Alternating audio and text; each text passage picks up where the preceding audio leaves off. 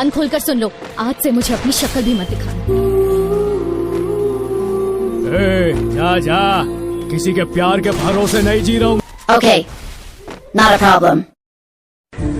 अब तो मेरा ब्रेकअप हो गया है, तो अब जब किसी को देखता हूँ साथ में, कल एक कपल को देखा स्कूटी सिखा रहा था अपनी बंदी को, तो मेरे दिल से क्या आवाज आई, तेरी बेइंतहा मोहब्बत के बाद भी वो चाहेगी किसी और को, जो राज किसी को ना बताने के लिए बताए थे वो राज बताएगी किसी गैर को, और सिखा रहे हो उसे स्कूटी तो फिर एक बात जान लो, सीखेगी तुमसे मगर बैठा के चलाएगी किसी और को।